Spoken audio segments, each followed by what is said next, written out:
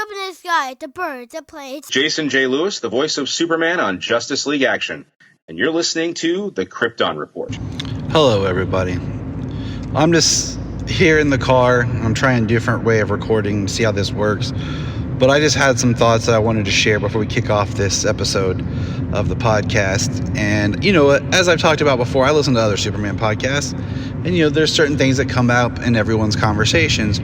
And, I was thinking about this. We recently had Father's Day. And it's been on my mind. So I will get into this. Why I am tired of the evil Superman trope. Or just the idea, period. And, it was referenced in My Adventures of Superman, which I hold in a high regard because I really love that show. There was kind of a version of it in Superman and Lois. It was teased at in Snyder's films about what could happen with Darkseid. And, there's the Injustice story. And what I've come to think is, one, the idea of like an evil Superman is a story of having Clark, let's differentiate, Clark Superman, getting to a point where he loses it and becomes kind of evil or, drops on his own accord, unlike being controlled by Darkseid in a sense of the anti-life equation or mind wipe or whatever, like we saw on the animated series. And it's a scary story because of the power of Superman, but also because the character he is. But why I'm so sick of it is because we live in a world where we have lost the ability to believe in good and that there is good innate people. And we need something that restores our faith that there is good. And that people can just do good things because it's the right thing to do. And if you can't have a character like Superman who is mythological, who is fictional to represent those ideals, then what are we doing with this character? Recently, the boys came back, and we have the Homelander character, who is a good representation of like an evil Superman. We don't need to have our Superman, Clark, corrupted and put out there. We need that when Superman shows up, that it's good, pure, and it's everything that we need to believe in for good and to exist in this world. A shining symbol of hope and truth and justice. We don't need to be, this is evil Superman. Yeah, look how bad he... No, we don't need that. Superman's filled with righteous anger. And I could go in a whole spiel about, that even the best and good have anger. And you can look at your religious allegories. If you want to use the biblical account of Jesus flipping over the table and having his righteous angers to the people that were selling in the church and all that type of things. There is a time and place for that. And Superman is, allowed to have that. But at the same time, he represents a peacefulness at the same time. And we need that. Gosh, like in the world, kids need something to look up to that represents goodness and hope and not the politicalness, not the corruption. The Boys is a great satire. And we see the world that they build in that show. And if you're not a fan, I understand completely. There's other versions like Omni-Man, how that's been presented. But I did read and completed the comic series of Invincible. And spoiler alert, Omni-Man has like a redemption arc in that book. In the DC world, we even have Ultraman, who is like the evil Superman. So we don't need to corrupt Clark. There's ways of doing the story of him wrestling with himself and his anger and his emotions. You have the red kryptonite like we saw in Smallville where, but that's not evil. But we need a character like Superman that is a representation of our common belief and hope, dream, fantasy of good. The idea that there can be a character, a representation of someone that absolute power doesn't corrupt. These characters are modern mythology. And, you can have like, that's not true to life, blah, blah, blah. It's a character that we're creating, from a cultural consciousness of something that we want, that we believe is possible and achieve. Let's let that character be what we need it to be. Not some evil idea. But that's my rant for now. I'm tired of the evil Superman. I don't want it anymore. Because you're going to have a whole generation of kids growing up who have this back idea of like, oh, look, Superman went evil. Look at, I don't want that. I want people to be, when you say Superman, you understand the goodness of the character. And you know what? Who cares if they say it's old-fashioned? Being good and doing the right thing is never old-fashioned. Loving, being respectful, responsible, caring, those are never old-fashioned. Superman should push against the common norm of, the gray or whatever that we all deal with in life, and try to be that light of what we should do. He's Elliot S. Magan talked about Superman stories being morality tales, and I think that's true. And there's a lot to unpack there. So I don't need my moral center character, to be this corrupted character. I mean, look at, go back to The Dark Knight where the Joker looks at Batman and says, "You truly are incorruptible." That should be what Superman is. But everybody take care. I've ranted long enough. Enjoy the episode. And remember. All right, breaking news from the family live in the living room. As we all know, they're filming in Cleveland right now. And that's not too far. It's about a little under 3 hours. Or about 3 hours from us. You said Yeah. 2 hours low. No, Cincinnati. Cleveland's like almost 3. But we got some actual really good shots of David and the suit. I won't say much, but family. Jania? What are we doing? Opinions? Yeah, talk. I like it. Hopefully this will be the suit that actually makes people stop fighting over it. That'd be really cool. I doubt that that's going to be the case because it seems like everybody finds fault in something every single time, right? The only thing, I don't know if I like the yellow belt as much, personally. But you got your red underwear, everybody's happy about that, right? Classic, very classic look. I like the S. I like how it looks very Kryptonian. It looks alien-esque. And it doesn't look like we're trying to just, force an S on there. So, I don't know. Oh, I love that he has the symbol on the back of his cape. That's dope. And I also love that the cape is long. I have a thing about that. I love it all. Everything's good. I like everything. I like that they also kept texture on the suit. Yeah. That is a big thing that I was talking about with I like people. his boots. I didn't get to see his boots. His boots are cool. That's the only picture we see. If you don't have texture, then it comes out looking more like tights. Yeah. Even Brandon Routh's costume in Superman Returns He has texture right had now. texture Yeah. to it. I like how they had texture on his arm. That's good. But I can't really tell if that's an S or not. Solomon, comments, buddy? On the front cover, but on the back. And also, I have one more thing to say. I don't like personally, I don't like him just having just yellow on his, for the Superman thing. Mm-hmm. I just don't like that personally. All right, Solomon? I have this is an interesting, very intriguing costume. We could say that at least. It looks very Kryptonian. It really does. And the S is very Superman Returns. You think it's more Superman Returns? Yeah, actually. And not Kingdom Come-ish? I haven't seen Kingdom Come in a while. But yeah, I love the suit, and the boots are very classic. The belt's classic. I don't know how I feel about the belt. Actually, hold on. I don't know how I feel about the belt. I kind of wish it was more metallic belt. More metallic? Yeah, the boots are nice. Could agree with that, Solomon, because it almost looks okay. And I know that we're seeing this without the cinema magic, right? but it almost looks Play-Doh-esque. Like a yellow Play-Doh belt. I will say this one photo that we're looking at, they are set photos. It does look Play-Doh. like there's a sheen to it, but I also wonder. It looks like Play-Doh. Sometimes. The whole costume looks like Play-Doh.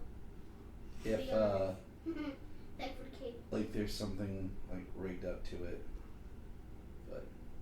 The whole costume looks like Play-Doh. Right. But I kind of wish he had more texture on the pants. It's there. It's just minimal. But. That's what my theory is.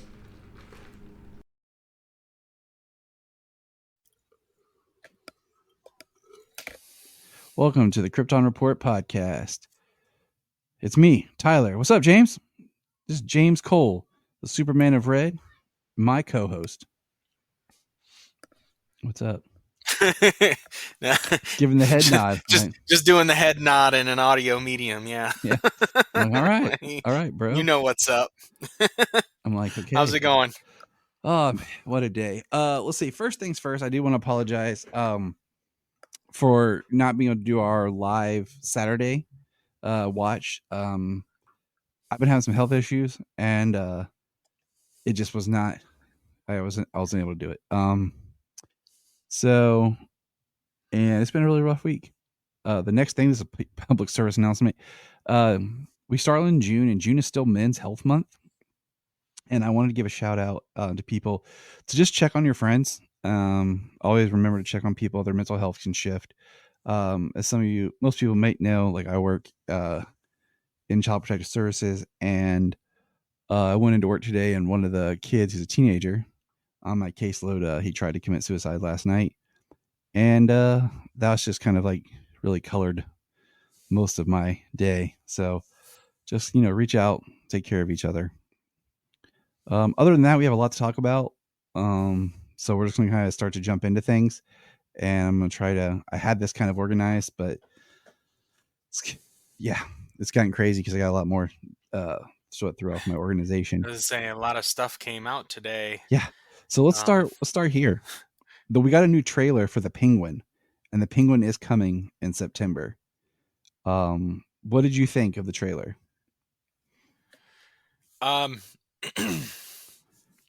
It's kind of cool, the ideas behind it put forth, the picking up right after the flood, and Penguin trying to take over all of the organized crime.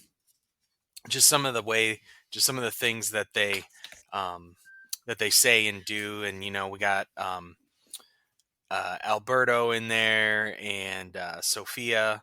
Can we just talk about Sophia for a second?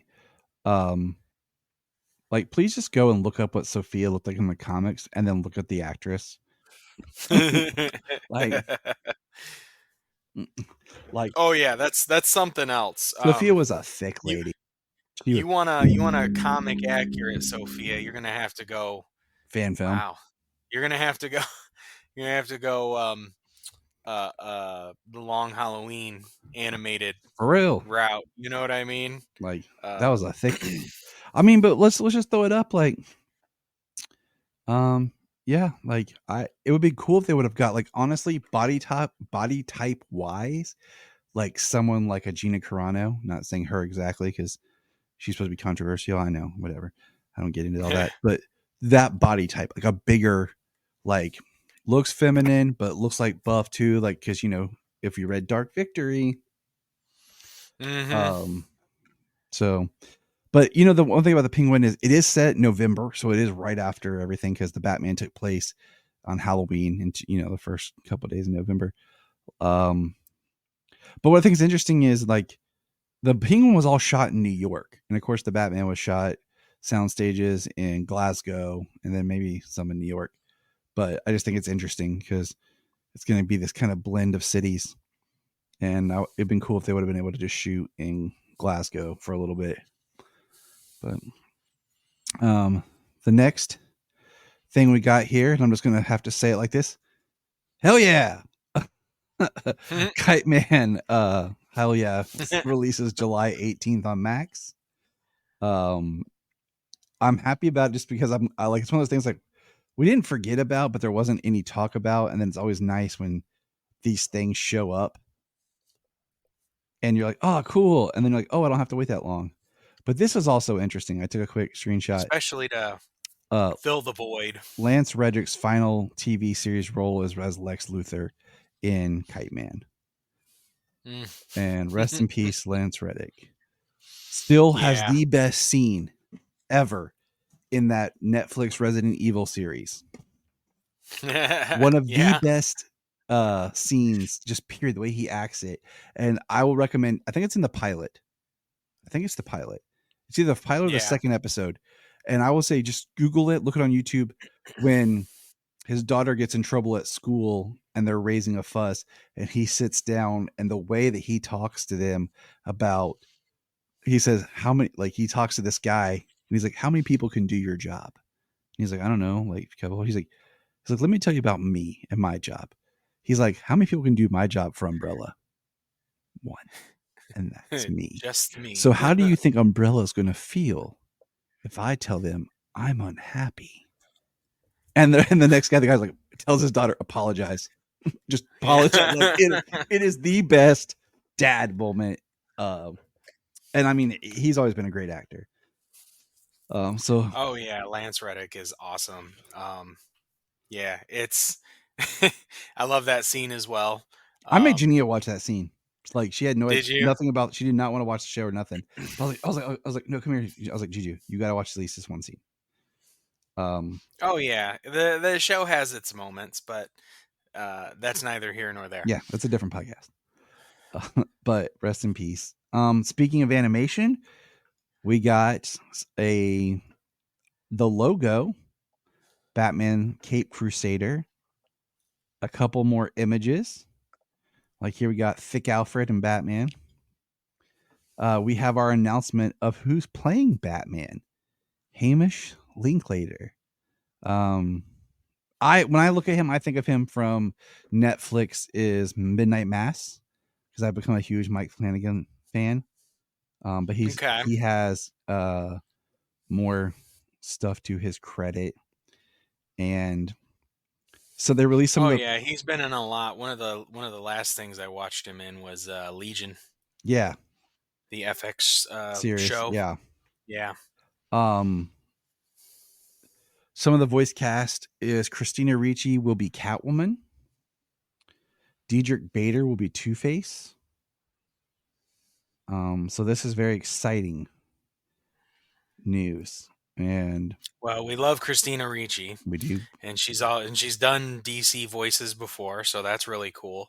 And Diedrich Bader is, like DC animation royalty. Yeah, I always think, with his Brave and the Bold portrayal, and then how many others, countless others. He also, he's Batman and Harley Quinn. Poor Schluck had to die. He's Steve Lombard, and the poor guy had to die in Shazam: Fury of the Gods. So we're sorry about that, Mr. Bader. We hate that they got rid of you.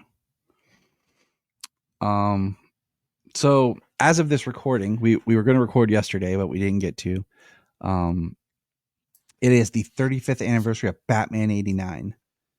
And I just want to give plugs for other podcasts such as The Fire Rises and Holy Batcast, which are doing, really big stuff for Batman 89. We've talked about it. We've done commentaries for it. I went and saw it a couple years ago for Batman Day.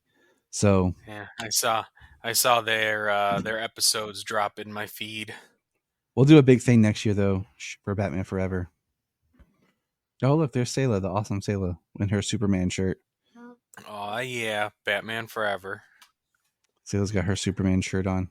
I know. She gave us some luck today, wearing her Superman shirt and carrying her Superman doll around all day. Yep, we'll talk about got some big news. This is like the fourth time she's done something like that. Just channel the energy.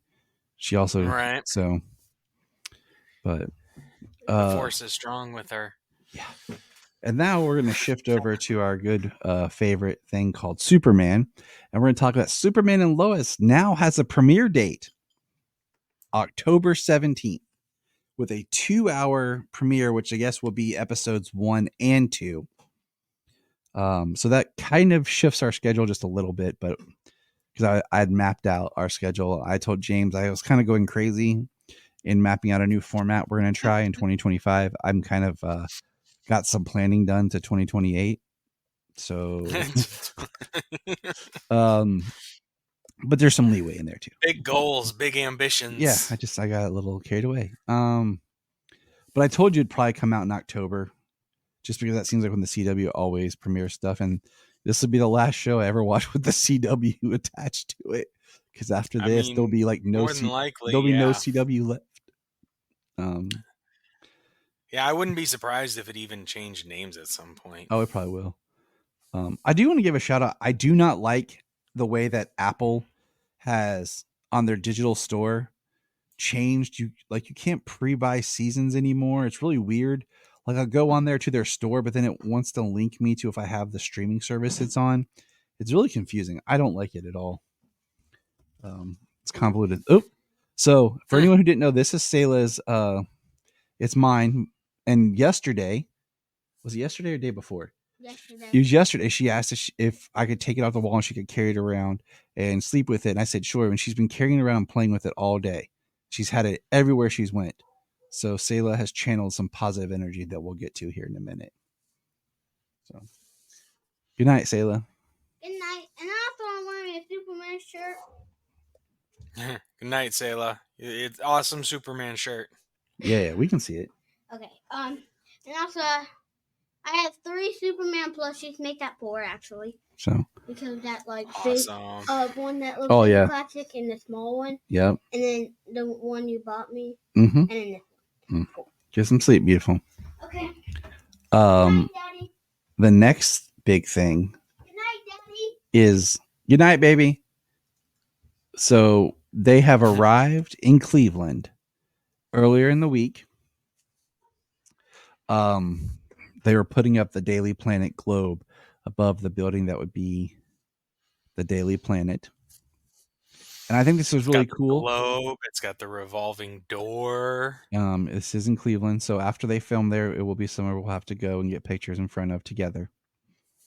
Oh, for sure. And I do think it's interesting that Cleveland's like standing in for Metropolis. I mean, I know that Cleveland has in the past, they used it for one of the scenes in Spider-Man 3.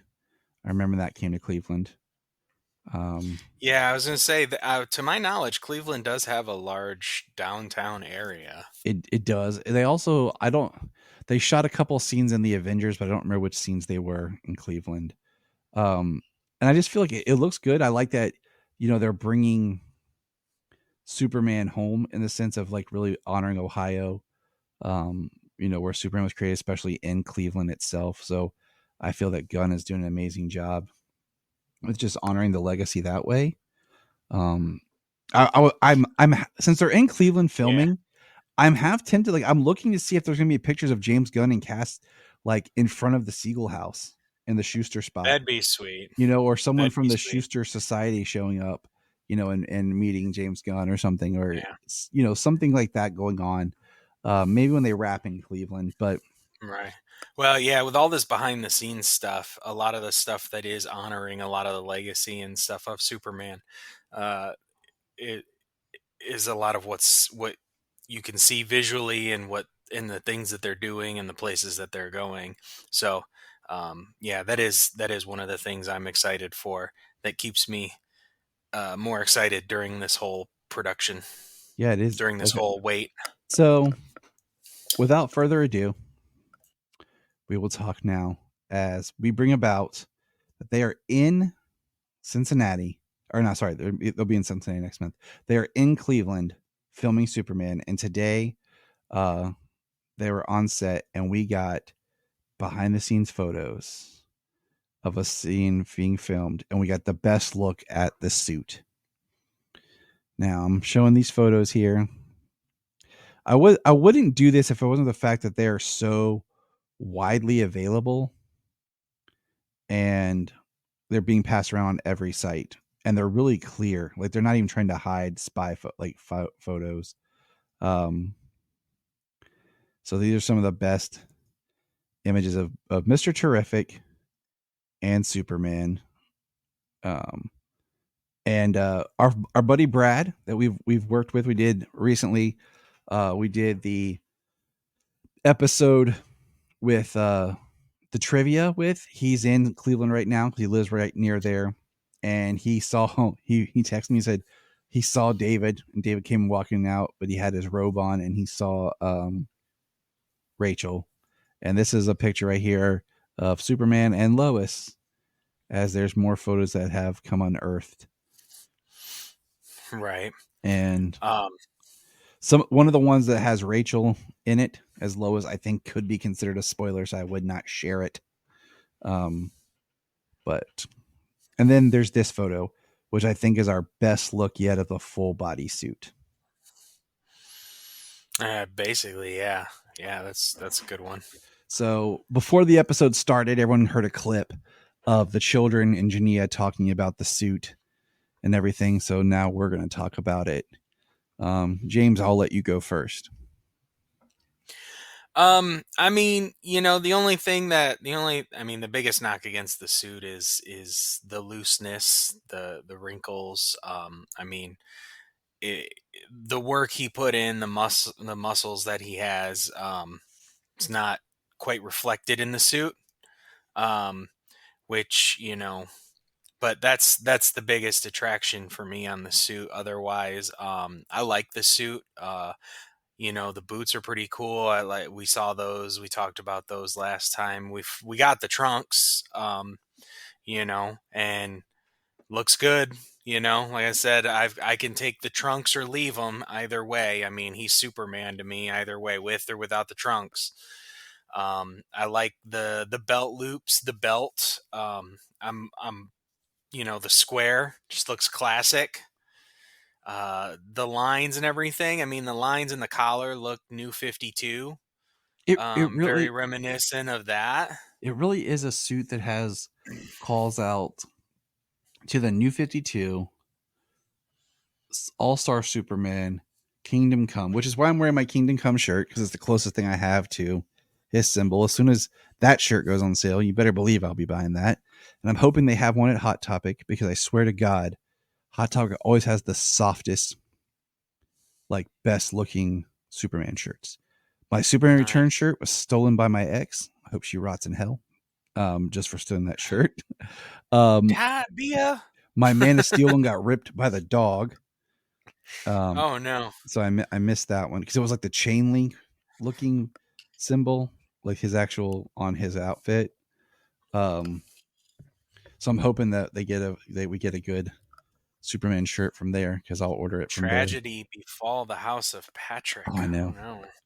And I hope that Superhero Stuff gets one, because one of my favorite Superman t-shirts is a BVS one I ordered from superherostuff.com, and it actually looks better than the one I got from DC. I'm gonna be honest, I've not been happy with only one shirt I've ever bought from DC directly I actually thought was good, and that was a black one I got for Zack Snyder's Justice League that had just the I was gonna say, yeah, the Zack Snyder Justice League t-shirts I got from DC were really good.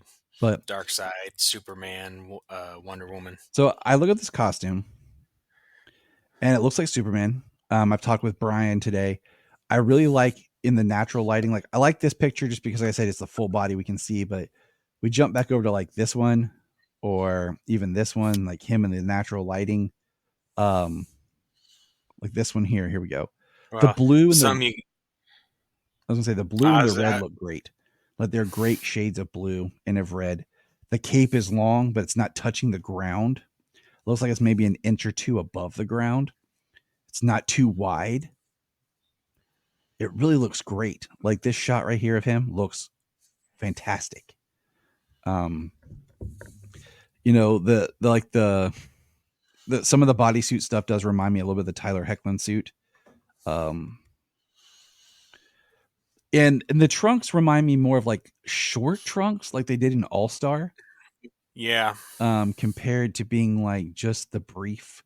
Like, if you go and you look at the Brandon Routh briefs, trunks from Superman Returns, they're very small and very Speedo like, and these look more like shorts trunks. And like you said, to me, I could take or leave them. I'm not a huge fan of trunks. Period. I think they're outdated and they just can look awkward. Um, but I think it's I just, I see him or I don't, and it's still Superman. yeah, You know what I mean? Like, exactly. The belt, Jania did not like the belt, and it looks fine, but I can see why. Like it's big, but it's fine. The suit, as far as being loose and movement, I like the size of the belt with the shorts style yeah, trunks. I think it actually looks good together that way. we got the symbol on the back of the cape, and I made this comment earlier. Um, as far as on film goes, we haven't had that since '84. We saw it on TV. So to have it back on the big screen after having the past two iterations not have it, I'm fine with it. I really like the way they did it in Krypton, where it was the black, more of the New 52 style of the black. I think that would have looked great, but they went with the gold on gold, which Sayla hates. It's hilarious. Um, Oh, really? and it looks kind of cool. The collar from behind looks cool here. Um, just giving that suit a look. Like here we can see the boots and everything, how they work and how they function. They look good. Like they look a little like some shots they look a little different. Like there compared to like this one where it's like a side view. They look a little bit more like a shoe. But the one thing is these are behind the scenes photos. And sometimes they'll make costumes set for different shots. And that's why I'm not really like there's a talking about how loose the costume is. It looks like an outfit. And I'm curious Yeah, that's I'm curious when we get more of like the production photos and see it on film because maybe this costume is a little loose because of a stunt or an action scene or he has to move, and then like if there's shots of like him standing still, there might be a more tight fitting costume. You know what I'm talking about? So that like it oh yeah. has a better pose, but like because it looks like they're filming like an action scene and stuff like that. Um, his suit might be a little loose for him to move in, or there's some things for stunts because we all know that there's also stunt suits and things like that. We saw that with the Batman we talked about years ago. And what's funny is like people are poking fun at the suit because everyone. And I showed you a post, an adult film director who the comments where he had made like the parody films was poking fun at the suit too. And I just, I think it looks good and I like it. I still think it's interesting how much James Gunn's doing stuff so classic, like the suit itself is so not traditional, but yet it has traditional elements like the symbol on the back of the cape, the trunks, and then we have this version of the crest, you know, um, instead of being more of a Right, like traditional version. and the new 52 style collar It's just on it. it's so interesting because, but my thing is, I like the collar better than like the t-shirt neck. Like Tyler's suit has the t-shirt neck. Brandon Routh Superman Returns had the t-shirt neck. I'd prefer the collar over those. I was trying to see. I don't have any pictures saved. I can pull up right here at the moment. Um, but yeah, I like it better than the t-shirt neck style for a suit. Yeah, no. Yeah, I'm really digging the suit. I mean, it is Superman. Um, like we're doing our new 52 Superman reading and everything. Um, so just to, see the suit very reminiscent of that in a way is really cool to see. Um, I mean, yeah, he looks Mr. Terrific looks fantastic. I Yeah, he mean, it does. looks straight like pulled right off the page. Um, so and it's funny how people go on and on about and throw so much shade towards the suit. Um, one, because it's not a specific person. Two, it's not a specific director. And then three, a lot of these people run in like the circles who talk about this kind of stuff, so they know that there's a lot of post production involved, and that there are multiple suits for multiple uh, uses I just on a set for different shots. So, like, I don't just the way that people act like that's exactly how the suit's gonna look on screen. mhm. Like, it does have the high budget cost. It's not a CW show. I'm just, my thing is let them shoot it and then we'll see what it looks like when, we actually see it in motion and action. And like, I just kind of wish Gunn had put out another official image of him in the suit before we got all these behind the scenes photos to really kind of just like, hey, chill, everybody. Like, here's what it looks like with, because he knew everyone going into this. You're filming outside, you can't hide it. My last kind of thought to you is, people are talking about like the lines and all this on the suit, but my question is, it's about texture, right? Because if you don't have texture, it can come off looking like you either end up with like the leather suit look, and even leather has its own texture, but if it's just cloth, it can end up looking like tights. I mean, think Yeah, even like Brandon Adam Routh's, West, like both of his um, suits have a texture to them. All the Cavill suits we know that have texture to them. So this style, whatever they're doing here, has a texture to give it a different look. So it doesn't just look like ordinary cloth and ordinary, tights. Because frankly, tights just, I mean, they are a literal translation from the comics, but at the same time, like, you want your suit to look tough and real and not, um, I don't know, like, you don't want it to look crappy. it needs to stand up to what you're putting it through. Yeah. And a cheap pair, cheap pair of spandex, it's not your wrestling ring attire. So, but that's all the news we had. That was a lot, just because, and we could have kept going, but we're not. Now, do you want to do the show or the comic? What do you want to do first? I think normally we do the show first. Yeah. My Adventures with Superman. Da-da-da. All right. My Adventures with Superman, episode 6, The Machine Who Would Be Empire. Doesn't it kind of make you sad? We're already at episode 6 of a 10-episode season. Yeah. Like, thank God we got a season 3 greenlit. It feels like we're just getting going. Like, bust out my, his handy dandy notebook. Heck yeah. Thank you. We are searching for Blue's Clues. We are sorry, wrong show. Nope. We'll see. All right. So, kidnapped and far from home, Superman bonds with his cousin Kara. He discovers the truth about the last days of Krypton from the last Kryptonian in existence. All right. The episode starts where he wakes up and he's in Kara's ship and he's like, "Where am I?" And what I thought was interesting was when he started talking about his helmet, and then the suit just forms a helmet. Yeah.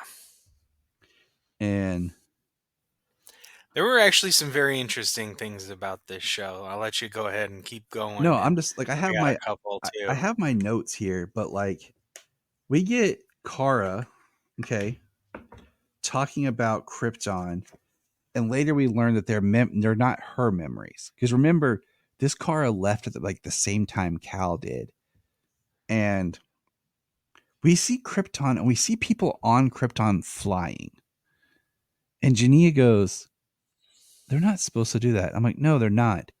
I mean, in the original comic, they talked about, like, in the dailies and stuff, that the planet was a race of supermen. Yeah. And like, we saw them running fast, but unless they're really pulling from that, that's something off, because the Kryptonians are supposed to be affected by the sun. Now, in this series, have we had direct correlation of him and the sun at all? No, no, not particularly. He has not like flown up and charged from the sun or anything like that. The sunlight hasn't repaired any of his wounds or anything like that. Um, so yeah, that's what I thought. That was one of my things that I noticed, that the fact that they are flying around, that they are using that idea of a race of super beings. Um, because that was always one of the things that I actually kind of considered with Superman is, we watch Smallville and everything, and he becomes human with a lot of things that happen to him. He becomes human. He's Mm-hmm. basically full on human. But a lot of most stories tell of Krypton, the gravity being harsher, the environment being more, um, uh, a lot more dangerous. Yeah. So the race of people who live on that planet are naturally stronger developed, because it's just evolution. It's required for them to be that way. So that way, even on Earth, if Superman were to lose his powers, he's still superhuman. He's just not Superman. Yeah. It's You know what I oh mean? yeah, I do. And that was one thing that I was like, oh, this is really interesting because um like I said, like uh I just really felt like I didn't know how and they're taking more liberties. So I didn't know how I felt about it, but also like we learn a little bit later in the episode when he gets I wrote down how he said it, but he gets stronger when wants to protect something. And that's where like the electric energy or whatever comes from, the energy inside that makes him Yeah, stronger. the change. Yeah. Um but we get the line dropped about Thanagar, and but one of the best things is Clark shows Kara memories of him playing baseball with his dad, and then they're going through her stuff and he finds a picture of Jimmy Flamebird, the ruler of the planet. And he's like, "You like Jimmy?" She's like, "What? Nope." And her like cheeks get red. Like She blushed hardcore. I like it because we get to see that Kara really, this is Kara. And as the episode goes, we see what kind of person Kara is. And he takes her to she takes him to Thanagar, and we see that, what do you call it? In Thanagar, It's basically in ruins. it's in ruins, and Kara's going off like, I don't, what is this? I don't understand. When did this happen? And she is at a loss hardcore. And I like it because we're seeing, and as the episode goes on, we see like she has blackouts when basically Brainiac takes over her mind and uses her, and she starts having blackouts and doesn't Yeah, when he remember. says that, you will comply, her eyes go gray, and like Brainiac's in control. Because we had a great shot later on in where we see Clark, and he's trying to basically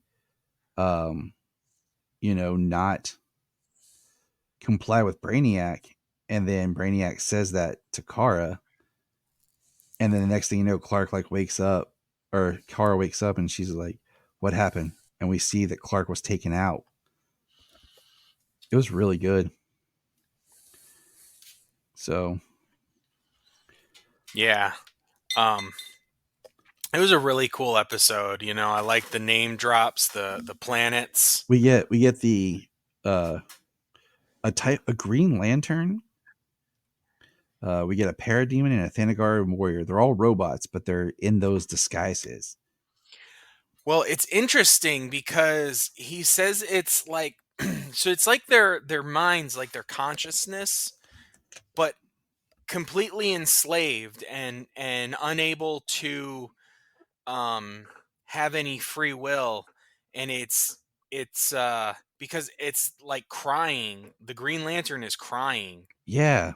when uh Brainiac is or when he's making when Brainiac is making him fight Superman. Um like that's all they're used for. It was very um it was very interesting, and like, I mean, sad, and he called it cruel because it is, you know? And I like how he's Like, Primus Brainiac. He's a very different yeah. looking Brainiac. I mean, I like the Kryptonian computer again, you Yeah, know, that idea he is was still a really solid idea. he was a Krypton's AI. Um that's still a really solid idea. It's interesting about the things, I don't know, that he says and he talks about, because how he calls them cruel, how like that robotic consciousness has like thoughts or feelings, but no control. Is Does this Brainiac, since all of these planets have been conquered, does this Brainiac like take their knowledge and like store it in that sense, and not these like bottled cities Right. of stored knowledge and stored things, but he's like taken and downloaded and like made these things a part of him in a robotic way, but in this way, like, you know, like the singularity kind of thing, like consciousness becoming machine. Right, because Kara does state that she's taking Clark back to Kandor. You know, so that's what Brainiac's calling his ship. Um, you know, so I'm just saying, like, it was interesting because it wasn't a bottled city, and but you know, because there's a line where Kara says, "I'm taking you to Father," and Clark says, "Zor-El," and she says, "Who's Zor-El?" And that really is what confirmed my whole theory about, like, oh, she doesn't know her past, her heritage, or anything. She's been raised by Brainiac. Yep. Um, so She's been used by Brainiac. you know, and we find out all the memories that she has of Krypton, and as the memory's playing, you can tell like she's interacting with the memory, like you're watching a film and you're, you know, acting with the film. And she gave like nicknames to all the people there. It's kind of funny. She's like, I call this Garden Citizen one, 1, Garden Citizen 2. yeah. And Yeah. so it's interesting, but You can see she wants real social interaction, and the only interaction she gets is with Brainiac, and all he is interested in is controlling her. right. And she talks about all the planets thriving as the new Krypton Empire. She talks about bringing it back. She says that multiple times about bringing Krypton back, but she never really like, what does that mean? And then like at the end of the episode, she goes to all the planets that are supposed to be part of the Empire that she helped bring back, and sees that they're all destroyed. And you know, the episode at the end, she says, "What have I done?" And then as she says that, Lois and Jimmy come popping out of a portal with I can't remember the ape guy, his name. Monsieur Mala? Is it Monsieur Mala? No, Is it? I thought he left. But he was piloting it. So my thought is the next episode we get is going to show maybe a little bit more of how that happened. How they got to, because that's where it lost me. I was like, wait, I watched it twice, and I'm like, okay, I didn't miss anything, No, right? because the whole episode's Because they Kara just, and Clark, yeah, and it's just a yeah. great episode. And then they pop out the end, and she's like, Jimmy Flamebird? Jimmy Flamebird. I Um, love that. And so I'm wondering in the next episode we'll see it. But her final episode, or her final line is, basically her like realizing she did all this bad stuff, and she's just floating in space, holding herself. Yeah, you can talk about the space snowball fight. They did so much cool stuff. Just like that was another thing where he has the helmet and she puts a helmet on and goes out there, and then And she messes with him. starts malfunctioning. And that's when you can see like she really wants interaction. She's alone. She's someone who grew up alone and by herself. Brainiac has no sense of humor. Brainiac has no compassion. So you can tell she's yearning for those things. So, and then she says, "No, we're Kryptonian. We don't need this." So once again, that's different. Like they're operating with a little bit of a different power set or something. Well, she's also operating under the idea of what Kryptonians are is what Brainiac says they are. Mm-hmm. You know, where, I mean, yeah, they were probably conquerors and rulers and things like that.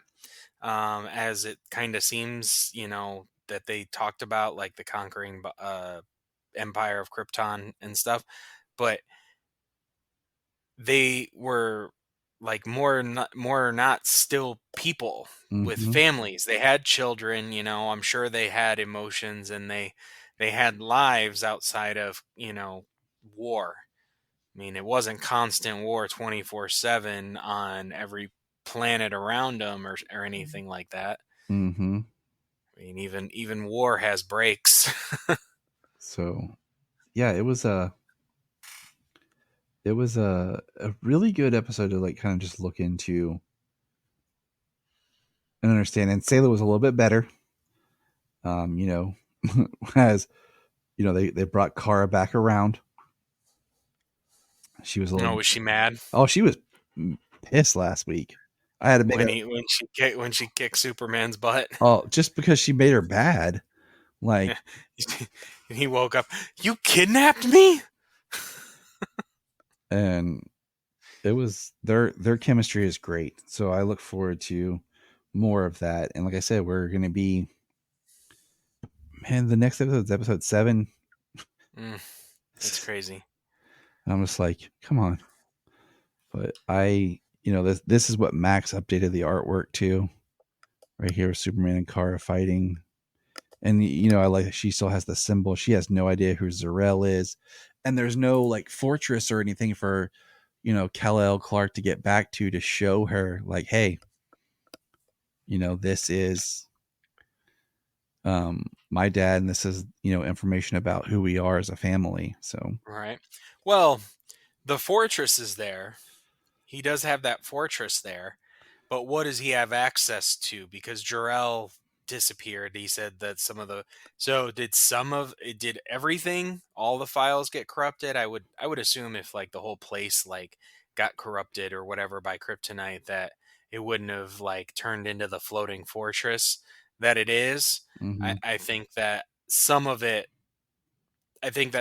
survived. You know what I mean? Mm-hmm. I don't think the kryptonite poisoning for the ship was like entire. It's true. It's true. So that might be something we see further on in the future. Jimmy Flamebird. Ah, I missed the Flamebird. I need to get a Jimmy Flamebird for like a message tone. Superman Pez. Awesome. The only Pez there ever was. All right. So the next up on today's episode, we're going to continue Volume 4. All right. Yeah. Let me give you an overview. Huh? I said, and this was a longer one than the last couple. Yeah, maybe. Or it just felt that way. It's 200 pages. Yeah, it was. Okay. So, the Queen of Hive, the holistically integrated viral equality, has placed the telepathic Dr. Hector Hammond's thoughts deep into the recesses of Superman's mind in an effort to control the Man of Steel. The merging of Hammond and the Superman's mind brings about vivid hallucinations that cause Superman to experience different realities and view longtime allies as potential threats. With the Man of Steel unable to tell what is real and what is a hallucination, it is up to Orion of the New Gods and Wonder Woman to release Hive's grip on Superman and save the universe from succumbing to the power of Hive. That's the description for the official from the DC app. I do not feel like that's really what happened in this book. It sounds like some of that might be from like the stories that go along with it. So, because we jump into volume 4 and Superman is now dating Diana Prince. Superman is now dating Wonder Woman. yeah, they've been dating for a little bit, and so, but it wasn't in the last book, right? And like we talked about, we're going to be covering all these stories, but we're doing them by title as part of just the the whole all that fun stuff. Well, so yeah, like you said, we're looking at them from just like a single line book at a time, where the New 52 presents its own problem for some people anyways, is the fact that these stories cross over with so many books. So to get the complete story, you need to read all of the stories involved. So I mean, like with my reading of New 52 Superman, when I read it back when the app was new and everything, was I read the issues up to an event, and then I jumped over and read whose book was next, and I read that all the way up to the event and to the next issue. Mm-hmm. So I read all the super books like concurrently, like one issue, like one line up into the event, and then I filled in the gaps up to that event, and then that's how I went through the event. So I had all of those chapters of the story in there because I had them all available to read like that. But if you were just buying like the Superman books or just the Superman action books, you'd still miss out on bits of the story from like Supergirl and Superboy and Superman and Wonder Woman. Yeah, and we're going to cover a lot of that through the rest of this year. We'll be hanging out in this era for a while. But I do find it funny that the Hive, okay, volume 4, and this is one thing I don't understand on the app. I'll be completely honest with you. Yeah. Is why not everything is collected into the volume trades when you go under volume, and why is it okay? For example, volume 5, if I go to it, it gives me the synopsis, but then says collects Superman number 25 through 31. Okay. So it tells you what issues we're looking at. If I go back to good old volume 3 we looked at, it says collects Superman number 0 and 13 through 19.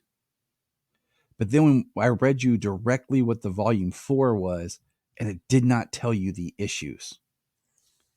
And then volume 5 is the last volume they have until later so it ends. So the next volume we read will end at issue 31. And then we will read basically 32 through 39. So it's going to be interesting. So I don't understand why they wrote everything for trades, why it's not like that. Because like you said, this trade that we just read, probably because it also had the annual in it and stuff, is a lot longer and bigger than some of the other stuff that we had done. Right. Well, when you like when you look at some of these books too, for when you look at some of these storylines for the New 52, they have books that collect the full storyline. Yeah. have all the tie-ins and stuff. But those are like, you So have to search those out. Compared to yeah, just going under the you have to title. go exactly. You have to do the event title to find that, because like Doomed is not um under the Superman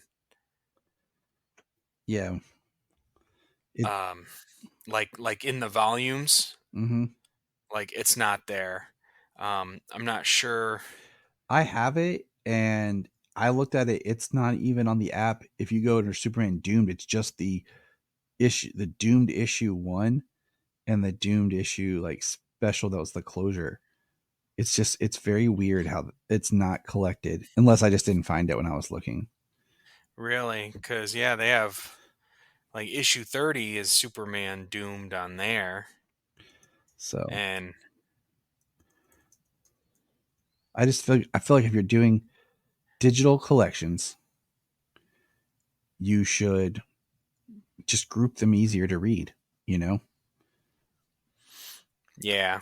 So, I mean, we are talking about, tens of thousands of books. yeah, but I mean, when you look at the New 52 and how it was designed, and like it was, it was coming out at a time that digital comics were becoming a thing,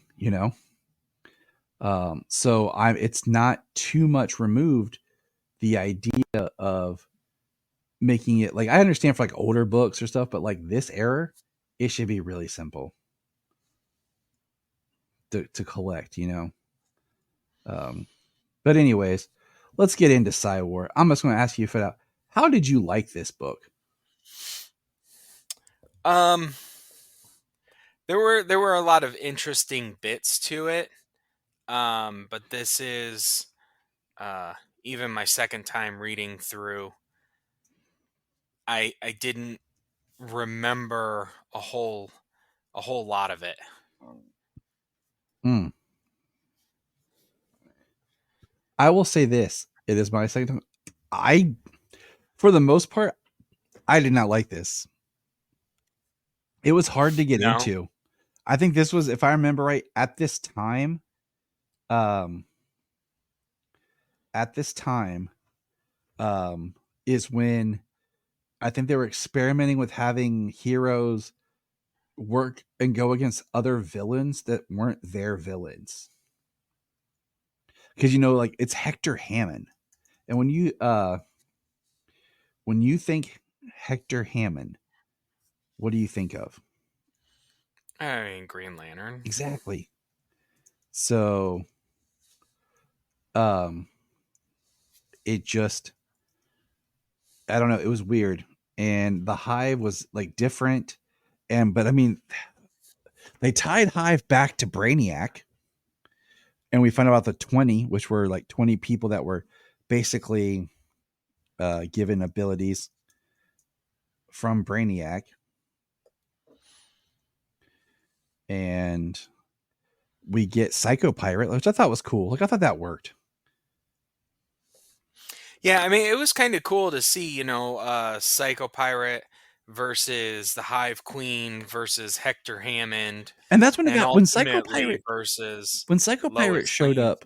Sorry, when Psycho Pirate showed up, I enjoyed it. That's when I felt the story was more interesting. But it was like a lot of the other stuff, like of just the Hive and Hector Hammond and stuff, I struggled reading it out, trying to get into it. Like, I was not invested. But when we got to Psycho Pirate, I thought that was cool. And um the stuff with Lois Lane.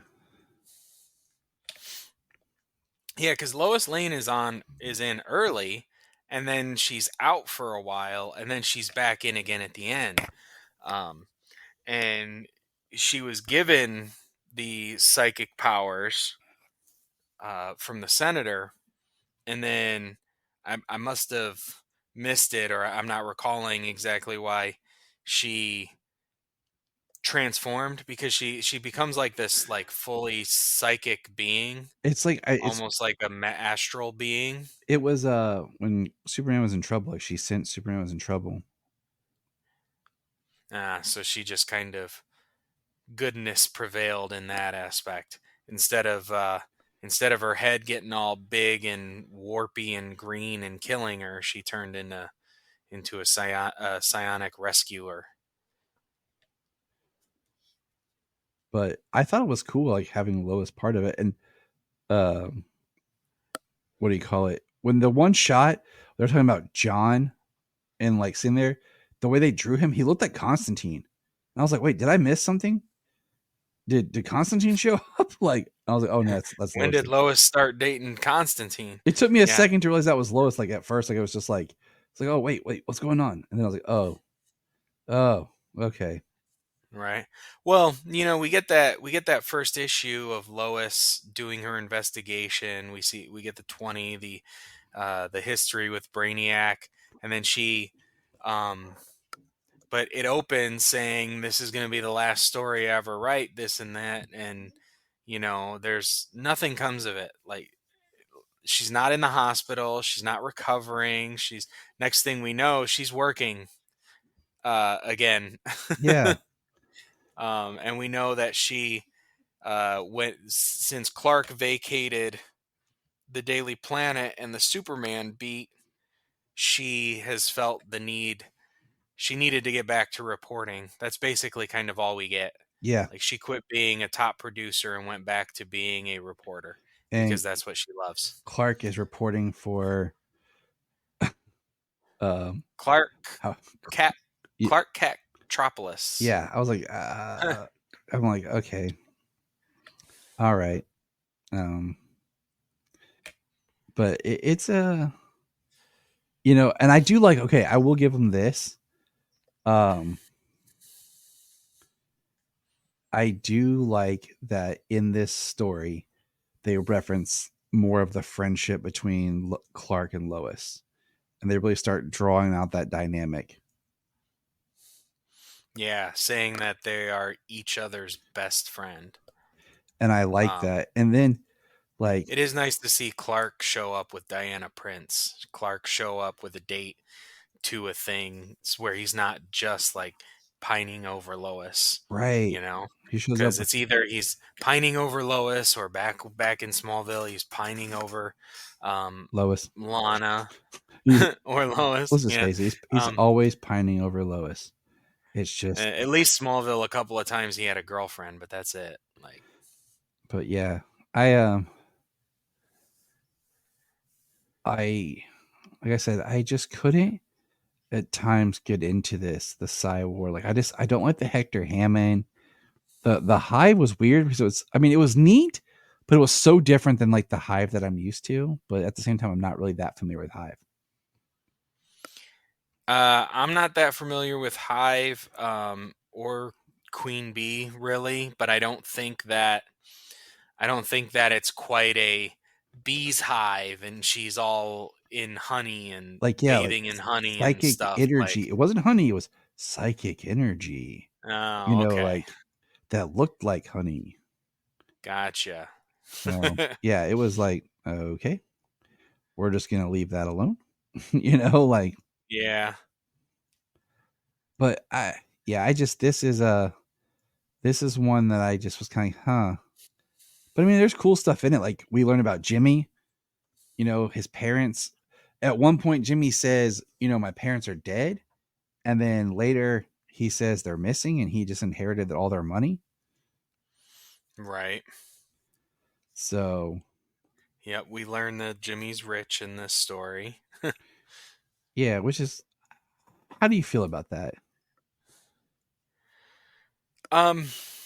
It's kind of just something that I'm familiar with from Jimmy nowadays. Is like, I don't know if he just like went off to do things on his own or if he just likes living, I don't know, modestly, or what it is. I feel like it's something. Okay, I don't remember. I think it was established at this point. I don't know if it was prior to the New 52. I don't remember in Smallville when they talk about Jimmy's parents, if they had money or not, because everything was Jimmy trying to do it on his own. and he didn't want anything to do with his parents. He, you know, so I don't Yeah. remember if I just don't remember like if they touched on that when, you know, the whole him and Chloe getting buried and his family and stuff. I know he said something about them, There but I was don't recall if it was like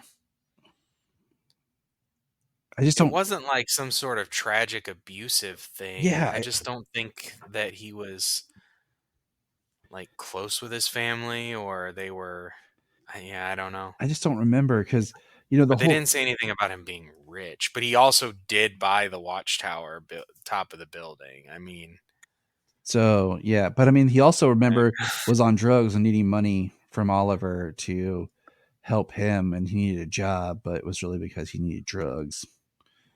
So I don't know. But I just the only thing with Jimmy being rich is but this. that was Henry James. Yeah. This is Oh, Jimmy. okay. Henry James, not James Bartholomew. We know our comics love Bartholomew as a name. Anyways, I say a lot sometimes. It's been a long day. The The longer the day, the more we say. yeah, the Jimmy being rich, I think of it from the comics here, and then at least in my adventures, he's Jimmy Flamebird. You know, he got his money from doing something, Yeah. and so that at least I feel like is something. But yeah, I just Um couldn't. I feel like this story could almost take Superman out of it and just let it play out. And he's just there. Like he's not.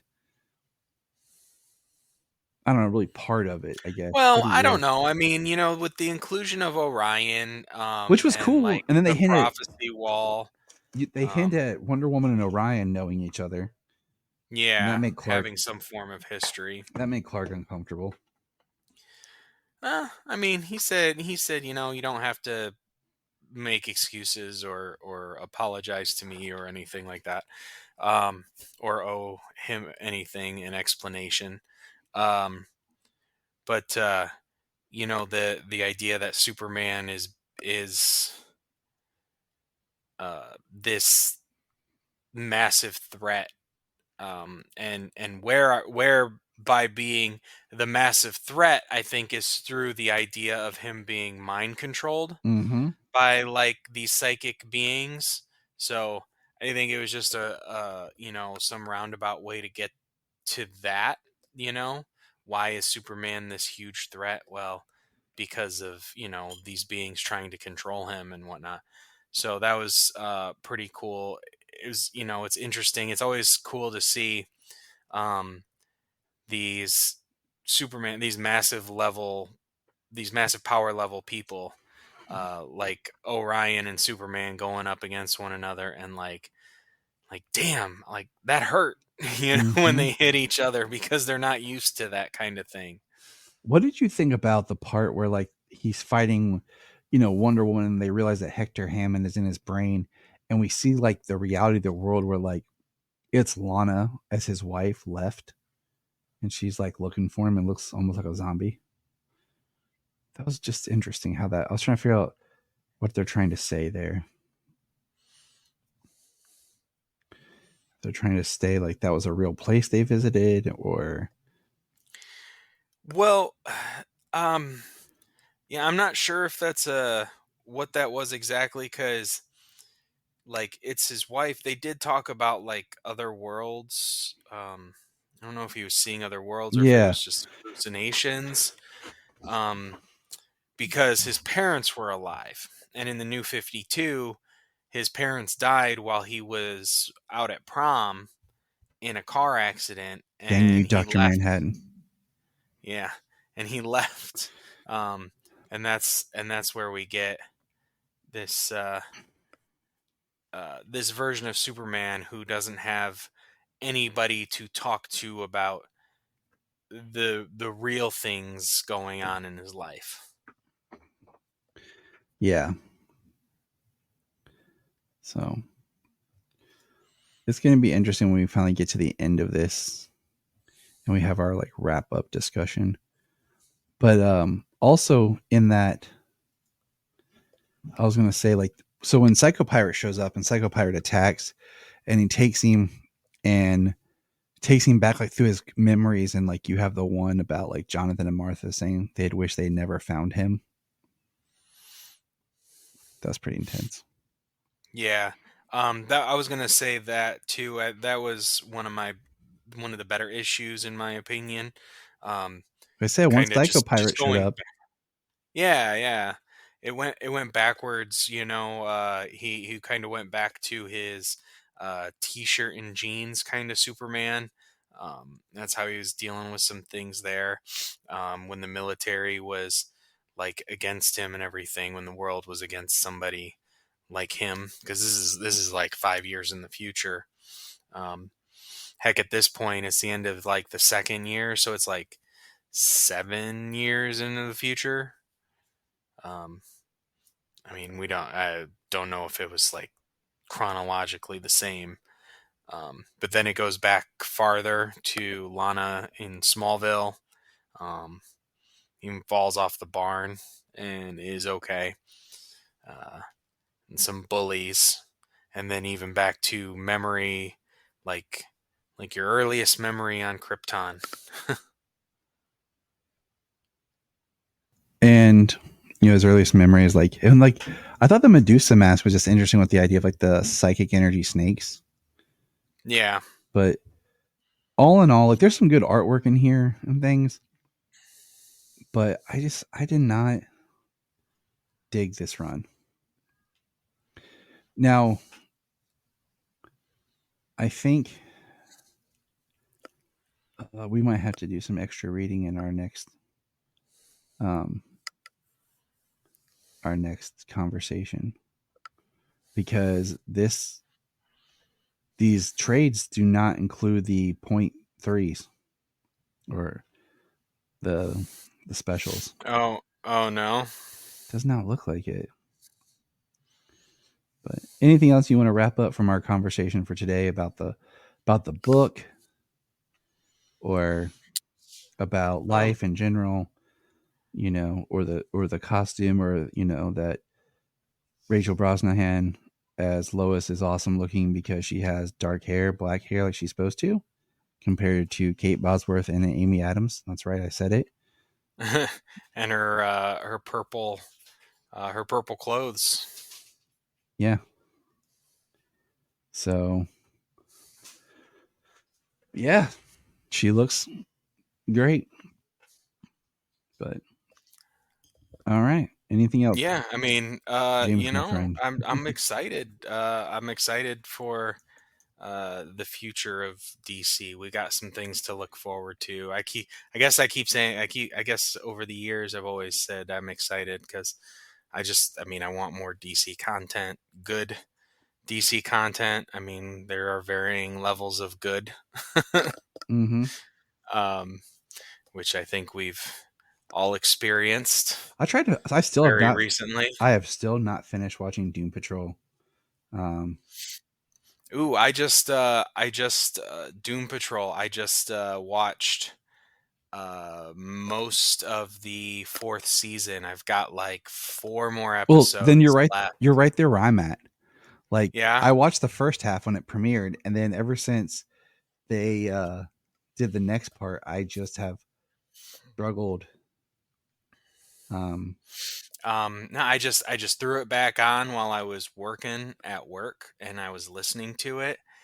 Um, glancing back, looking at having my phone there with me while I'm doing my work and everything, and just watching some of it. So when I got home, man, I threw it back on the TV. I was like, I miss this show. I just miss hearing Brendan Fraser yell profusely, but I won't tell you. Yeah, saying WTF and it sounding hilarious and like accurate every time because it means something different every time. Yeah. Yeah. So, but yeah, all right. That's our episode. Everybody, thanks for hanging out with us here on Krypton Report. I am Tyler. This is James. You can find us online at Krypton Report Pod pretty much anywhere. Shoot us an email at kryptonreportpod@gmail.com. Let us know your thoughts. Let James know your thoughts, why he fights crimes. And remember, Look up in the sky. we want to thank you for checking out the Krypton Report podcast, and we ask you to check us out on all of our social media, on Twitter X, Facebook, Instagram, Blue Sky, Hive, Threads, YouTube. We're everywhere. And if you want to be a guest on the podcast, just send us a message and let us know. If you are like Tyler and James and can't get enough super talk, check out these other podcasts. Digging for Kryptonite, Supergirl Radio, The Last Sons of Krypton, The Superboy Legacy Podcast, All-Star Superfans, Superman the Animated Podcast, The Aspiring Kryptonians, Always Hold On to Smallville, The Geek of Steel, and Truth, Justice, and Hope. I am Brian Peters, the creator and host of Gravely Amusing. For the past 30 years, I've studied the history of gods and monsters in pop culture and our world. As a student of theology and history, I've tried to understand evil and its impact on us. As a writer, I've tried to share this knowledge. As a comedian, I've tried to make people laugh as I do it. But as a man-child, I'm still that scared 7-year-old boy. Join me as I share the history of horror and sci-fi, discuss classic and modern pop culture, and share a creepy story or two. This podcast may scare you, it may horrify you, or it may leave you gravely amused. Listen to Gravely Amusing on Apple Podcasts, Spotify, iHeartRadio, and wherever podcasts are found. Follow us on Twitter at gravely_amusing or on TikTok at gravely amusing. We have a $1 Patreon. Yes, I know everyone asks for money, but our $1 Patreon each month gets you commentary tracks for releasing movies, DC movies. It gets you my requel series where I pitch ideas about movie sequels, prequels, or whatever. It also gets special bonus episodes. So check that out for $1 a month. That's all we ask. Keep it cheap, keep it simple, and help us keep going. Check out the link in the show notes or Patreon, Krypton Report.